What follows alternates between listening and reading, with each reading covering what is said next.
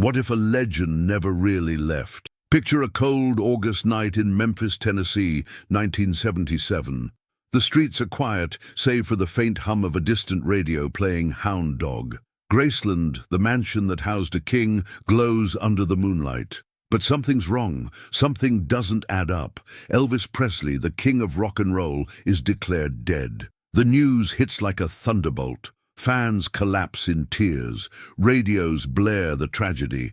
But what if it's all a lie? What if Elvis, the man who owned every stage, pulled off the ultimate disappearing act? Shadows whisper. Clues pile up. There's a crack in the official story, a crack that lets the light of doubt creep in. Why were the lights still on at Graceland that night? Why do the pieces refuse to fit? Get ready, because what you're about to hear might unravel everything you thought you knew. It all starts on August 16th, 1977. Elvis is found unresponsive in his mansion. Paramedics rush in. A crowd gathers outside, their cries echoing through the humid Tennessee air. The world stops spinning, but the details, they're murky. The autopsy report is thin, almost insultingly so. Cardiac arrhythmia, the coroner says. No specifics, no depth. For a man who defined an era, this feels off. Staff at Graceland tell a different story. Just hours before, Elvis was alive, laughing, planning a tour. He seemed fine, or so they say. Why then the rush to close the case? Why the deafening silence dig deeper? Whispers spread. A man is seen leaving Graceland that night, tall, dark hair, sunglasses. He's carrying a suitcase. A black car speeds off through the back gate. Coincidence? Maybe. But weeks later, a fan swears he saw Elvis at a gas station in Nevada. The man wore a cap, but his walk, it was unmistakable. The story snowballs. More sightings trickle in. A voice like Elvis's is heard in a Montana dive bar, singing softly in the shadows.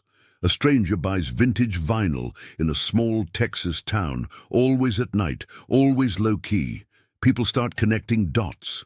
Or are they seeing what they want to see? The human mind is a tricky thing. It bends reality to fit hope. But what if this isn't just hope? What if there's something real? Let's talk facts. Or rather, the lack of them. Elvis's death certificate has mistakes. The weight listed doesn't match his known size. The date's off in some records, clerical errors, or something bigger. A retired FBI agent, in a grainy interview years later, claims Elvis entered witness protection. Why? The theory points to the Las Vegas mob. Powerful men, dangerous men, men who don't forgive snitches. Did Elvis trade his spotlight for a life in the shadows? It sounds crazy, but not impossible. Think about it. A man trapped by fame, by pressure, by the weight of being Elvis. Wouldn't disappearing be tempting? A fresh start? Fans start digging. They scour photos, videos, anything they can get their hands on, and they find something. In 1984, a man appears in the background of a Memphis documentary. He's turned to the side, scruffy beard, but that profile, the nose, the jawline, it's hauntingly familiar. Fan clubs go wild. The media, they shrug it off. Of course, it's a wild theory. But the fans don't stop. They want answers. Then, something stranger surfaces. In 1990, a cassette tape emerges, a home recording. The voice is deep, soulful, unmistakable. New lyrics, songs no one's heard before. An audio expert analyzes it. His verdict? 90% chance it's Elvis. The tape vanishes. The expert clams up. Why? Who silenced him? The questions stack up. Answers? Those are harder to come by. Every step forward pulls you deeper into the mystery. It's as if someone wants the truth buried. But why? Who benefits from the silence? And if Elvis Presley is still out there, where is he hiding? What would you do if you knew the king was still walking among us? What if the truth is a ghost, slipping through your fingers just when you think you've caught it? It's 1978, and the world is still reeling from the loss of Elvis Presley.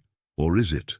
In smoky diners and late-night radio shows across America, whispers grow louder. The king didn't die. He's out there, somewhere. Tabloids scream headlines. Elvis spotted in Miami. Elvis alive in Australia. Most laugh it off, but some don't.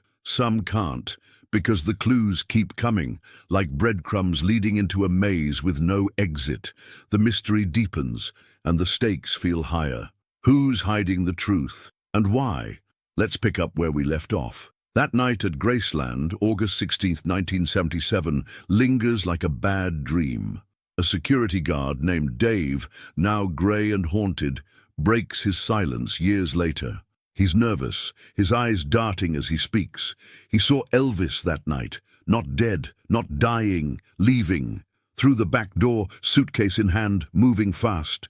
Dave swears he was told to keep quiet. Threatened. By who? He won't say, or can't. But his story isn't alone. Others talk, quietly, in hushed tones. A maid at Graceland saw a man in sunglasses slip into a car. A neighbor heard an engine roar just after midnight. Small details, easy to dismiss, but together they paint a picture of a man who didn't want to be found. Now, let's follow the trail. By the early 80s, a name starts popping up, John Burroughs. It's a name Elvis used to check into hotels, dodging fans and paparazzi. But now, John Burroughs is more than an alias. He's a shadow, passports, bank accounts, rental agreements, all tied to a man who matches Elvis's height, weight, blood type. But here's the kicker, no photos, not one. John Burroughs is a ghost, moving through the cracks of the world. Coincidence? Maybe, but fans don't think so. They dig deeper. In 1988, a woman in Michigan gets a phone call. The voice on the other end is warm, familiar. "Hey, honey, it's me," it says. She faints. She swears it was Elvis. The call is traced to a payphone in Arkansas. No one's there when police arrive. But it's not an isolated incident. Other calls surface. Always brief, always cryptic, always that voice. What's going on? Let's talk evidence. An analyst examines Elvis's death certificate. The signature of the doctor looks off, shaky, almost forged. The doctor himself, dead by 1980. Convenient? Perhaps. Then there's a photo. A photographer in Memphis sells it in 1991. He claims it's Elvis, alive. The image shows a man in a diner, hair graying, glasses oversized, but the smile, it's his. Experts analyze it, no signs of tampering, yet the media buries it. Why? Who's pulling the strings? Let's theorize. What if Elvis made a deal? What if he traded the stage for safety? The mob. The feds. Someone with enough power to erase a man and birth a new one. John Burroughs. A clean name for a clean life. But why stay hidden? Fear, regret, or something darker? Fans don't give up. They build networks, swap stories. In 1995, a man is spotted at an Elvis tribute show in Tennessee. He's in the crowd, quiet, almost invisible. But fans notice. He leaves early. A car waits outside, Nevada plates glinting under streetlights. They try to follow. The car vanishes like it never was. More stories emerge, each one weirder, each one harder to dismiss. Then, in 2001, an email lands in a fan club's inbox. Anonymous, no trace. It reads, "The king didn't die, he's just tired." Attached is a photo, an older man on a park bench. The caption, "Graceland 2000. He's turned away, but his posture, slouched, deliberate, feels familiar." The email's traced to a server in Mexico. Dead end. Again. Or is it? The clues keep coming, but they're slippery. Or is someone's toying with us? Who's John Burroughs? Why does his name keep resurfacing? If Elvis is alive, what's keeping him in the shadows? What happens when the shadows grow longer and the truth feels like a whisper you can't quite hear? It's 2005, and the world has changed. The internet has woven a web across America, connecting the curious, the obsessed, the relentless. Elvis Presley's fans aren't just mourners anymore. They're hunters. They scour digital archives, old newsreels, forgotten forums. They're chasing a ghost, and they're getting closer. Or are they?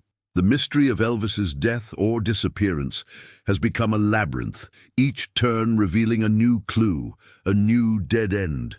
The air feels thick with secrets. Who's guarding them, and why do they keep slipping through the cracks? Let's step back into the fog. The sightings never stopped. From truck stops in Ohio to motels in Arizona, people swear they've seen him. A man with Elvis's eyes, his swagger, his silence. But now, the hunt is sharper, more precise. Fans freeze a frame from a 2005 reality show shot in Memphis. A figure in the crowd, barely noticeable. They zoom in. The eyes, the chin, a faint scar above the brow. It's him. Or is it? The man's credited as John Carpenter, another name Elvis once used for anonymity.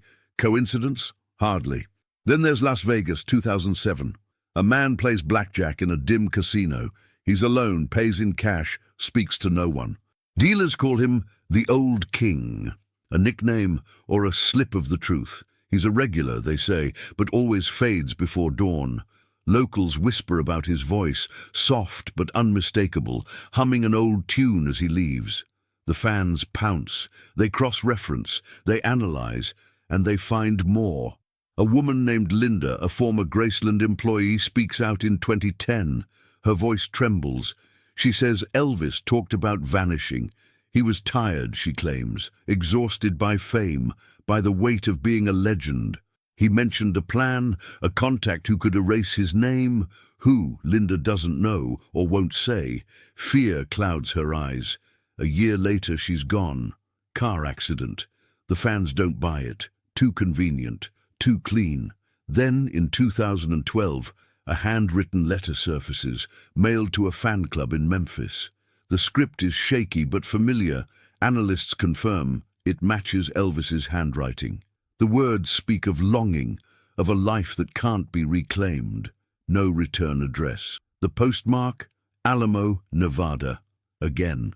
The coincidences are piling up, heavy and unyielding. Let's look at the numbers. Over 10,000 reported sightings since 1977, from coast to coast, from small-town diners to city streets. All delusions? Possible, but unlikely. A criminology professor weighs in. If Elvis wanted to disappear, he says, he could. He had the money, the connections, the motive. He points to declassified FBI files released in 2015. Pages mention Elvis. Meetings with agents. Notes about national security. Why? Was it the mob? Drugs? Something bigger? The files are redacted, incomplete, maddening. Theories explode. Some say Elvis fled to Argentina, blending into Buenos Aires' underbelly. Others insist he's in Hawaii, living off the grid. A few whisper about a desert commune, a place where the king became a monk. But every story shares one thread. He's hiding. He's alive. Then, in 2017, a YouTube video shakes the internet. It's shaky, filmed in a dimly lit bar. A man sings, his face half hidden. The camera wobbles, but the voice cuts through, deep, soulful. Elvis. The video's gone in hours, but not before fans download it, dissect it, share it. Voice analysts give it a 95% match. The internet erupts. The mainstream media? Silent. Why? Who's keeping this story buried? Let's speculate. What if Elvis wasn't just a singer? What if he was a pawn in a larger game? A symbol, a secret, something too big to uncover? The clues are there, scattered like ashes, but they lead nowhere. Or do they? Every sighting, every whisper, every anomaly feels like a message. Is someone trying to tell us something? Or are we chasing a mirage? What would you do if you saw Elvis tomorrow? What would he say? Why, after all these years, hasn't he stepped back into the light? What if the truth is a cage, and the key is lost forever? It's 2020, and America is a fractured land, gripped by chaos. But in the quiet corners of the internet, the hunt for Elvis Presley burns brighter than ever. The fans are no longer just chasing rumors. They're detectives, armed with technology, obsession, and a hunger for answers. The mystery of the king's disappearance has grown darker, heavier, as if the years have only thickened the fog. Every clue feels like a taunt, every dead end a warning. Who's behind this? And why does the truth keep slipping away? Let's dive back in. The sightings haven't slowed. From a gas station in New Mexico to a diner in Maine, people swear they've seen him. A man with Elvis's posture, his quiet intensity. But now, the internet amplifies everything. In 2020, a low-profile Instagram account catches the fan's eye. It's sparse, filled with photos of deserts, mountains, empty roads. One image stops them cold, a reflection in a lake, an older man, white hair, sunglasses. The jawline feels familiar, too familiar. The account, Blue Suede 72, vanishes days later. Fans grab screenshots, analyze every pixel. The username, a nod to Elvis's hit song and his birth year. Coincidence? Doubtful. They trace the IP to a small town in Arizona called Hope. Poetic, isn't it? A local resident speaks up. He's cagey, reluctant. Says there's a recluse in town, a man who sings at night, his voice carrying through the desert air, deep, melodic. The neighbors call him the singer. They hear him but never see him. Fans swarm the town. They find nothing. Or do they? Let's follow the trail. In 2021, an independent documentary surfaces online. It promises to crack the case. Interviews with insiders, grainy photos. A former roadie for Elvis speaks.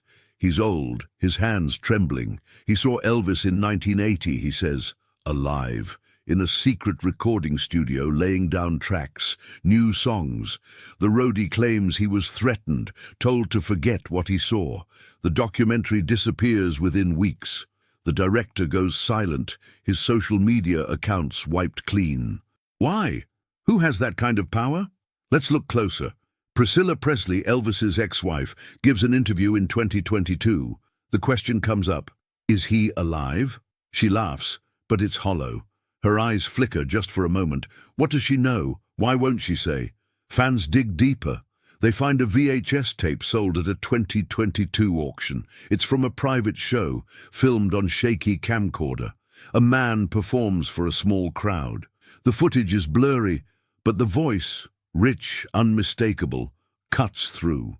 The tape's buyer, a wealthy collector, locks it away. He refuses interviews. Fear, greed, or something else. Let's talk numbers. Over 15,000 sightings since 1977, logged from every corner of America. All false? That's a stretch. FBI files, partially declassified, mention Elvis in cryptic terms. Asset, relocation, redacted names and dates. What were they hiding? A mob connection, a government op, something stranger. Theories multiply. Some say Elvis is in a witness protection program, living as a nobody in a flyover state. Others claim he's abroad, maybe South America, blending into a quiet life. A few insist he's in a gated community, surrounded by loyalists who guard his secret. But every theory circles back to one truth. He's out there. Then in 2023, a new lead emerges. A grainy security cam clip from a Memphis convenience store. An older man buys a pack of gum, keeps his head low. Fans freeze the frame. The walk. The tilt of the head. It's him. The clip goes viral, then vanishes. The store's owner claims the footage was lost. Paid off? Threatened? Who's cleaning up these trails? Let's speculate. What if Elvis is trapped? Not by fame, but by something bigger. A deal gone wrong. A secret he can't unlearn. What if he wants to come back but can't? The clues keep surfacing like messages in a bottle, but they're incomplete, taunting. Is someone leaking them on purpose, or is this a game to keep us distracted? The mystery feels alive, pulsing with intent. What's the endgame? Who's pulling the strings?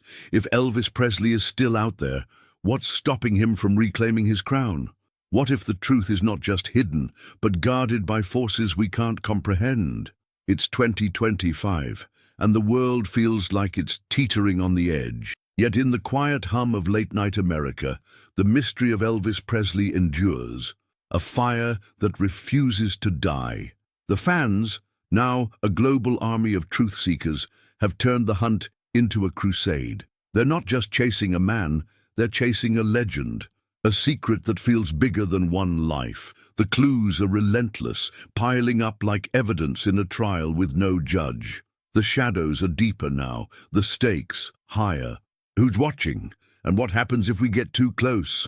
Let's step into the final chapter. The sightings haven't stopped. A trucker in Oklahoma swears he saw Elvis at a roadside diner in 2024, sipping coffee, reading a newspaper. A hiker in Colorado claims he heard a voice singing "Love Me Tender" in the mountains, no one in sight. These aren't just stories, they're threads in a tapestry that won't stop growing. The internet is a battlefield. Forums buzz with new leads. One catches fire, a TikTok video from 2024, filmed at a small-town fair in Tennessee. An older man watches a cover band, his face half hidden by a baseball cap. The camera lingers. Fans freeze the frame, the eyes, the smirk. It's him. The video's deleted in hours, but not before it's mirrored across platforms. Voice analysis gives it a 97% match to Elvis. The uploader goes dark. Why? Who's silencing these voices? Let's go deeper. In 2024, a retired journalist publishes a blog post. He claims to have met Elvis in 1985 in a New Mexico bar. The man called himself Tom, but his laugh, his cadence, it was unmistakable. He spoke of regret, of a life he couldn't reclaim. The journalist was warned not to publish. He waited decades. Now he's gone silent, his blog offline. Coincidence? Hardly. Then there's the photo. A Polaroid surfaced in a 2025 estate sale in Memphis. It shows an older man at a gas station, leaning against a pickup truck. Sunglasses, grey hair. But the posture, it's Elvis. Experts analyze it. No manipulation. The photo's owner, an elderly woman, says it was taken by her late husband in 2003. He swore it was the king. She didn't believe him. Now, she's not so sure. The photo sells for millions to an anonymous buyer. It vanishes, again. Let's talk evidence. Declassified FBI files from 2023 mention Elvis in passing, coded phrases. Subject relocated. Operation Blue Star. What? A former agent, speaking off record, hints at a deal. Elvis knew too much. About the mob, about Vegas, maybe about Washington. He was given a choice, disappear or die. The agent won't say more. He's scared. Why? Who's still watching? Let's look at Graceland. In 2024, a groundskeeper finds a letter tucked behind a loose brick. It's dated 1999, written in a familiar scrawl. "I'm sorry," it reads. "I had to go." Handwriting analysts confirm 92% chance it's Elvis. The letter's locked away, never shown publicly. Why? Priscilla Presley, now older, dodges questions. Her smile is tight, her answers vague. What does she know? Fans dig deeper. They find a 2025 podcast interview with a former Vegas bouncer. He claims Elvis performed secret shows in the 90s, small venues under aliases. The bouncer saw him, heard him. He was told to forget it. He didn't. Now he's missing. The podcast episode is pulled. The pattern repeats. Clues appear. Clues vanish. It's a dance, choreographed by invisible hands. Let's speculate. What if Elvis isn't just hiding? What if he's a prisoner of his own legend, a man who traded fame for safety, only to find himself trapped in a different cage? What if he's tried to reach out through letters, songs, fleeting appearances, but someone stops him, the mob, the government, something older, stranger? The numbers don't lie. Nearly 20,000 sightings since 1977, from New York to Nevada, from dive bars to deserts. All fake? Impossible. The mystery feels alive, like it's watching us back. Every clue is a breadcrumb, every silence a scream. Is someone protecting Elvis or protecting a secret he carries? Let's end where we began. Graceland, 2025. A fan visits at midnight, leaves a rose at the gate. She hears a hum, faint, drifting from the mansion. A melody, his melody. She records it, posts it online. The clip goes viral, then disappears. The fan swears it was real. No one believes her. Or do they? The truth is out there, buried under decades of lies. What if Elvis Presley is waiting to be found? What if the king is ready to sing again?